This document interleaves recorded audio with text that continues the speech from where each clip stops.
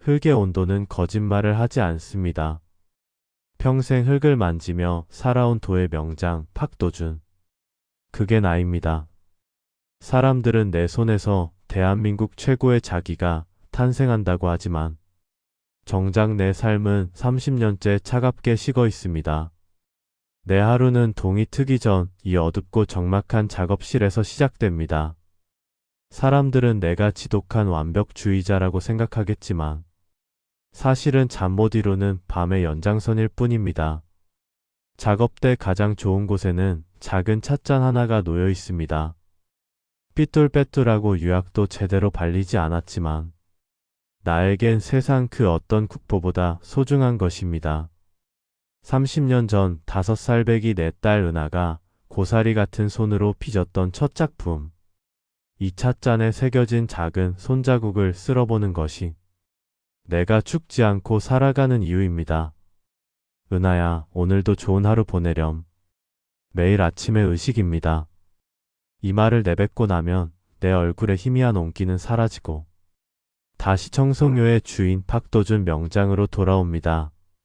하지만 내 눈 속 깊은 곳에는 지독한 그리움이 30년째 마르지 않고 고여 있습니다. 집무실에 비서실장이 들어왔습니다. 그의 뒤로 새로운 요양보호사가 들어왔습니다. 오늘부터 명장님을 모시게 된 김서연입니다. 잘 부탁드립니다. 그녀를 봤습니다. 그늘진 얼굴 하지만 단정하고 차분한 인상. 나는 무심하게 고개만 끄덕였습니다. 어차피 3개월을 채 넘기는 사람이 없었으니 이번에도 그러려니 했습니다. 아침 식사는 정확히 7시 30분, 소금은 최소한으로, 찬물의 온도는 82도로 맞춰주세요.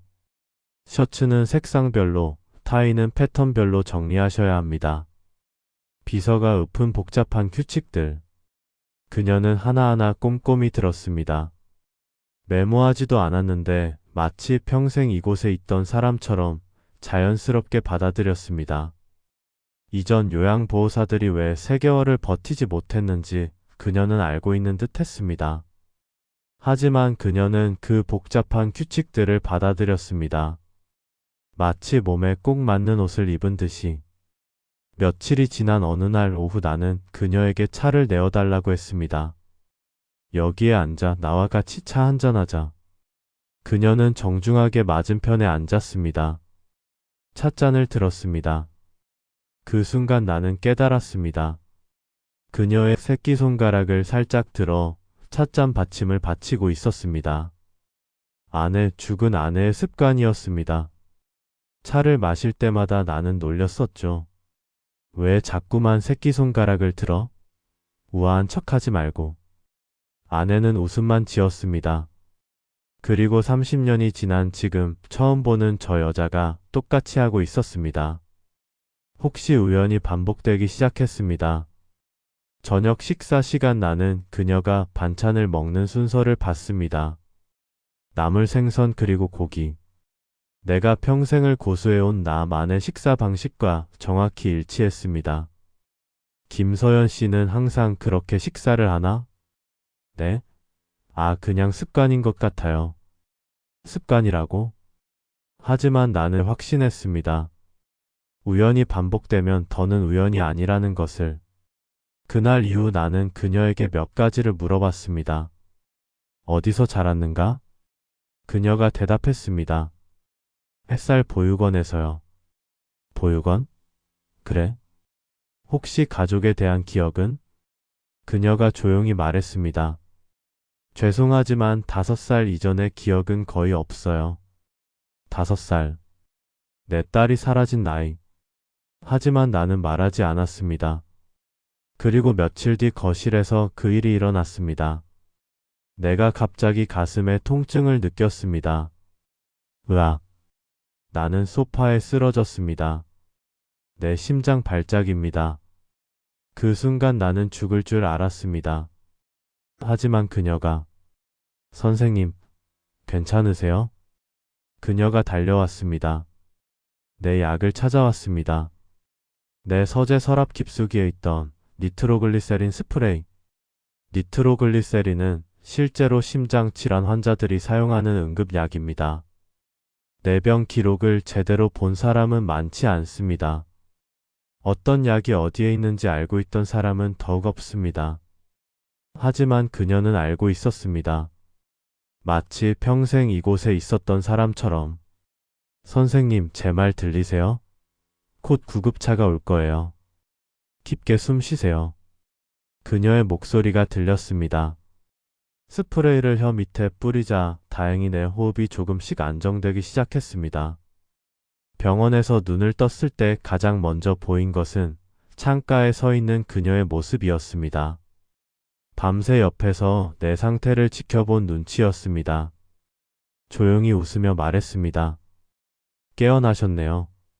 몸은 좀 괜찮으세요? 나는 가슴이 철렁했습니다. 내가 얼마나 위험한 상황이었는지 깨달았습니다. 가정부 1회에 이렇게까지 할 필요는 없어. 나는 어색하게 말했습니다. 그녀가 대답했습니다. 제 의무입니다. 선생님 곁에 있는 것이 제 일이니까요. 그 순간 나는 느꼈습니다. 나의 차가운 마음이 처음으로 흔들렸습니다. 그때 병실 문이 열렸습니다. 조카 지환이입니다. 삼촌, 많이 좋아지셨네요. 그의 눈을 봤습니다. 그의 눈 속에는 욕심이 가득 차 있었습니다. 그런데 어떻게 심장약이 서재에 있는지 아셨죠? 그가 그녀를 의심했습니다. 그녀가 차분하게 대답했습니다. 선생님 약을 정리하면서 알게 되었습니다. 항상 주의하고 있었어요. 하지만 지환이의 눈빛은 여전히 그녀를 경계하고 있었습니다. 시간이 흘렀습니다. 나는 서둘러 퇴원을 했습니다. 그리고 며칠 뒤, 그녀가 내 서재를 정리하고 있었습니다. 나는 보았습니다. 그녀의 손이 어딘가 낡은 나무 상자를 꺼내는 것을. 그녀가 상자를 열었습니다. 그 순간 맑고 청아한 멜로디가 흘러나왔습니다. 나는 가까이 가지 않았습니다. 하지만 문틈으로 봤습니다. 그녀가 그 도자기 오르골을 들고 있었습니다. 내가 직접 만들었던 오르골. 내 아내와 함께 은하를 위해 만들었던 그 자장가를 들으면서 그녀가 흥얼거리고 있었습니다. 나는 깨달았습니다. 우리 셋 말고는 아무도 알 수 없는 노래입니다. 아내가 지었던 노래. 그리고 은하가 태어나고 처음 자장가로 들었던 노래. 혹시 정말로 그녀가 내 딸 은하란 말입니까? 나는 그 자리에 얼어붙었습니다. 시간이 더 흘렀습니다. 나는 비서실장을 불렀습니다. 지환이가 최근에 뭘 하고 다니나? 비서가 조심스레 말했습니다. 촉하님이 유언장을 묻고 계시더라고요. 그리고 비서가 더 말을 잇지 못했습니다. 나는 알았습니다. 지환이가 뭔가 하고 있다는 것을. 내가 심장약을 먹는 것도 알고 있고 내 재산도 알고 있고 그 여자 아니 그녀가 나한테 중요해졌다는 것도 알고 있다는 것을. 그리고 그녀를 없애려고 한다는 것을. 내 생일이었습니다. 지환이가 나타났습니다. 삼촌 특별 보양식을 준비했습니다. 따뜻한 보양식 냄비가 테이블에 놓였습니다. 나는 숟가락을 들었습니다. 그 순간 드시면 안 됩니다. 그녀가 달려왔습니다. 그건 톡초입니다. 그녀가 내 손을 내렸습니다. 모두가 얼어붙었습니다. 의사가 확인해 봤습니다. 정말이었습니다. 내가 복용하는 심장약과 함께 먹으면 치명적인 상극 작용을 일으키는 톡초였습니다. 지환이의 얼굴이 새하얗게 질렸습니다. 나는 그제야 확신했습니다.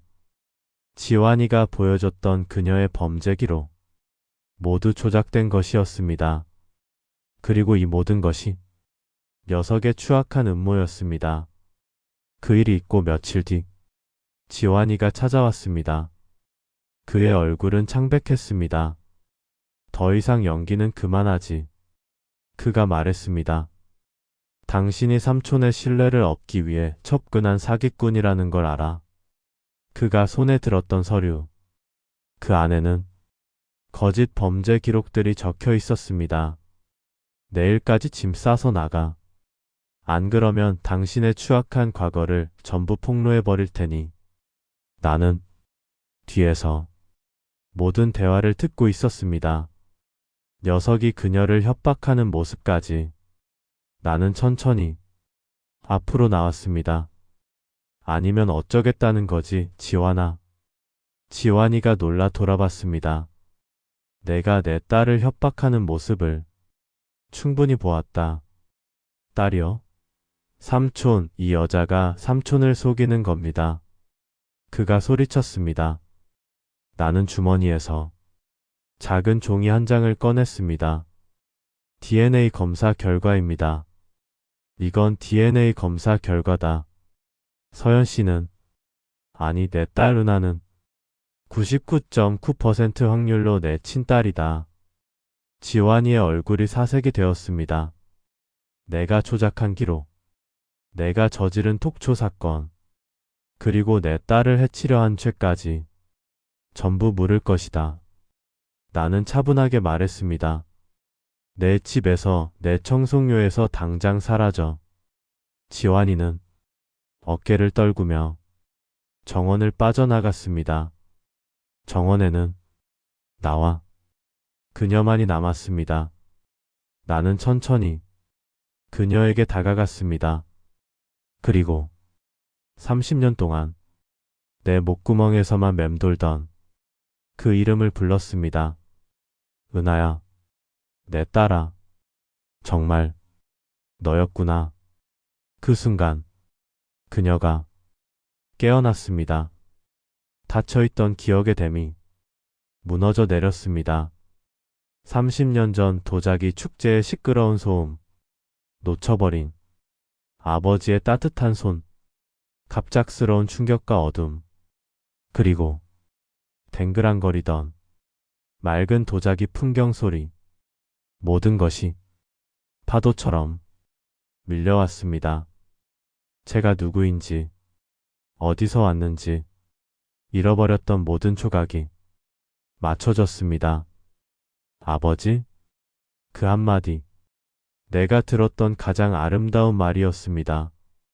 나는 그녀를 품에 안았습니다. 아이처럼 울었습니다. 30년을 참았던 눈물이 쏟아져 나왔습니다.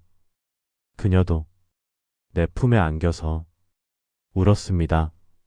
우리는 드디어 함께였습니다. 그 후 나는 더 이상 혼자가 아닙니다. 은하는 나와 함께 청송료를 이끌고 있습니다. 30년을 잃어버렸던 내 딸. 하지만 우리는 그것을 슬퍼하지 않기로 했습니다. 대신 우리는 은하 재단을 세웠습니다. 가족을 잃은 아이들을 돕기 위해. 재능은 있지만 환경이 어려웠던 젊은 도예가들을 돕기 위해. 오늘도 나는 은하와 함께 물레 앞에 앉습니다. 우리의 손이 같은 속도로, 같은 온도로 흙을 빚습니다. 30년의 기다림과 아픔을 겪고 다시 만난 우리는 이제 흙을 빚으며 새로운 희망을 만들어갑니다. 잃어버렸던 30년이 아닌 앞으로 함께할 300년을 꿈꾸면서 말입니다.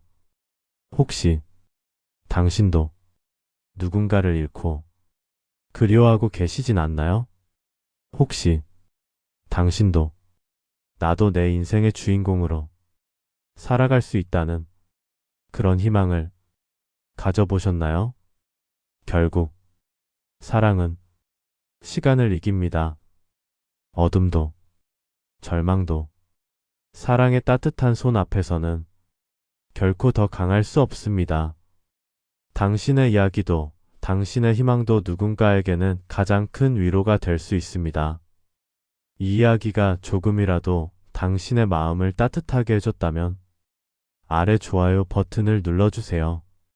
그리고 저희 채널을 구독해 주신다면 더 많은 희망의 이야기들을 함께 나눌 수 있을 것 같습니다. 당신의 사랑과 응원이 저희의 가장 큰 힘입니다. 감사합니다.